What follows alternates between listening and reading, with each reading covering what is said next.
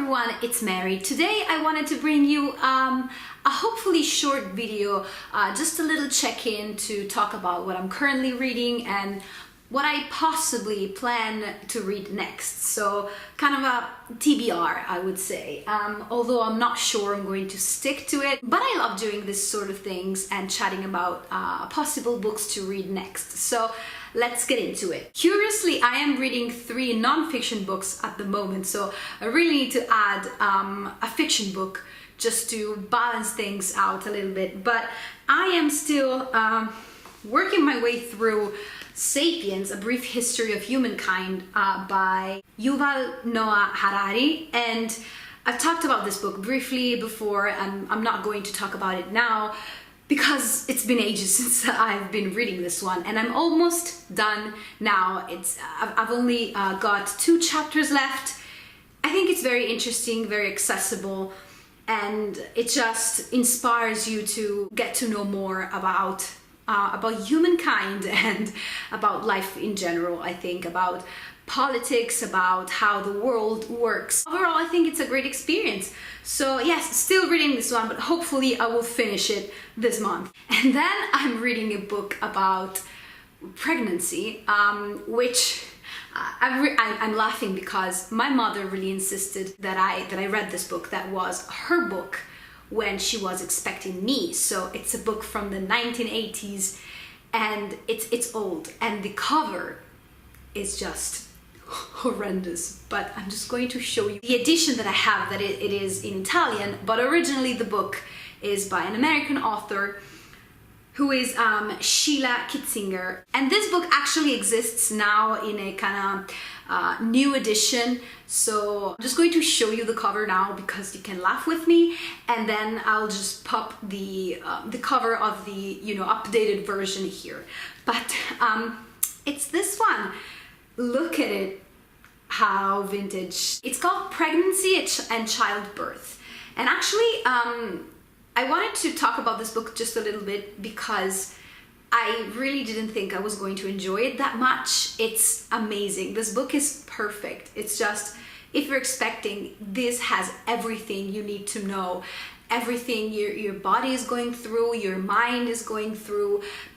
It's just so eye-opening, so useful, and I'm sure that the updated edition is way better because, of course, this has its flaws. Let's say that now things have changed, so hopefully the updated edition will be more exhaustive on the procedures in the hospital and all that jazz. But it has like beautiful illustrations. It has pictures as well, even of childbirth, like of the actual act. I'm not going to show you those, but it has beautiful pictures of like life-size drawings of the baby. So like you have, for example, this is like 20 weeks, and it's actually the full size of the baby in your uterus, and it's amazing. And it goes along showing all the weeks. If you're expecting, if you know somebody who's expecting and you want to give them a gift,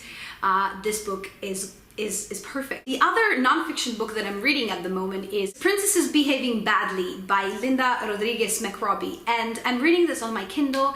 I requested this book for review on NetGalley, and I just just started this book because I think 7% into this book, so I just read like 2 stories. It talks about princesses that really existed throughout the history all over the world, and it just talks about those princesses not being your standard Disney princess because, well, let's be honest, standard Disney princesses don't exist. So it talks about just real life princesses and how they were like maybe ruthless or very badass. It talks about their lives. I don't know whether I'm enjoying this. It's a bit early to have an opinion, but I find the writing style a little bit sparse, and I don't know. I kind of feel like I'm reading things on the internet and not really reading a book that it has a definite structure. But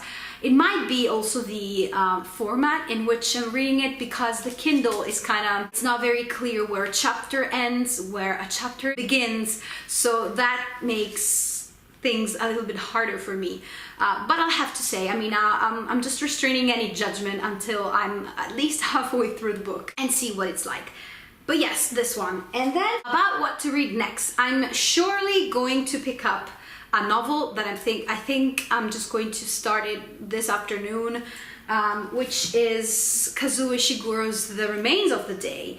And I've had this book, I cannot wait to get to this book actually, because I love Never Let Me Go. It's the only book that I read by Ishiguro. I really enjoy his writing style and his kind of insight on human relationships and emotions. So I feel like I'm going to enjoy this one. And plus, it was written in 1989, which was the year I was born in. So I don't know, I kind of feel like this is a sign. I think it's historical fiction because it's set in 1956, and it talks about this butler that goes on a holiday in the countryside, and this journey will bring him to face his past. So I don't know anything more than that, because that's just what the blurb says, and I'm glad that it only says that, because I kind of want to go into this book a little bit blind, let the book surprise me.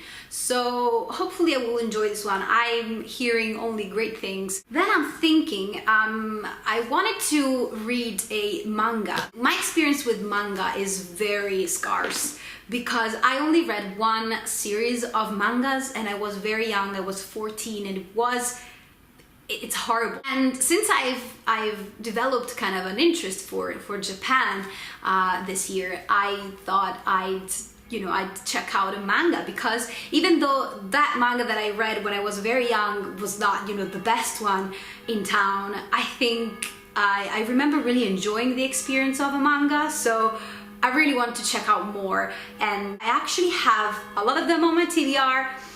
But of course, if you have any suggestions, I'm open to them, because I just want to check out more mangas. And this one I've seen on Diana in Color's channel. I'm going to leave a link to her channel down below. She is great, by the way.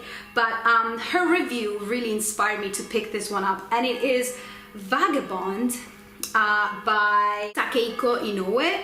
And it's a chunky one, and I don't think this is the only one. I'm not really sure. This it has the number 1 in it, but it says 3 in 1. But I checked out, and I think there are several of these like bind-ups. So I'm not really sure how the story will progress and which one to pick up next. But I'm thinking the one that has 2 on the cover is probably a good idea. But yes, so this one is the story of a real-life figure. So the story of Miyamoto Musashi was a samurai. So he is an outcast. He's hunted like a dog, it says here. He is a fugitive because he belonged to the losing side of the war. So I think it just talks about his life from when he's very young. He's like 17, and I don't know anything more about it, and I don't want to know the art in this. It's just very good. I love the art. I know that if I commit myself to this, I then will have to pick up the other ones, which is a bit daunting to me, because even though I know that as a manga it shouldn't be that long, to go through, it's a commitment when you when you're reading a series. That's why I'm thinking we'll see how this month go, but I should probably pick up the last book in the Outlander series. I don't know if you're familiar with it, but I think I started my channel with talking about the Outlander series and how I was reading it, and I actually am pretty much finished, apart from the last book, which is not even the last book, because Diana Gabaldon is going to write another one, I think.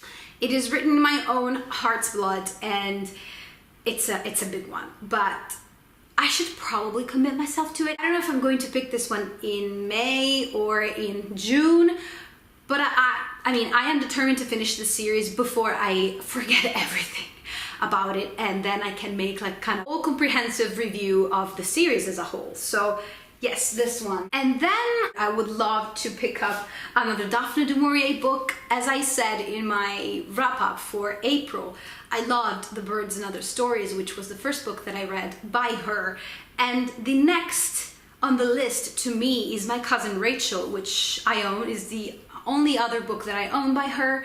So I'm just eager to see what she has in store, because I just loved the short story collection to pieces, and I have high hopes for this one actually, and I cannot wait to get back into her writing style. So this one is going to get picked up sooner rather than later. Another book that I plan to read soon, and that's because I requested this book on NetGalley, so I just want to give feedback soon.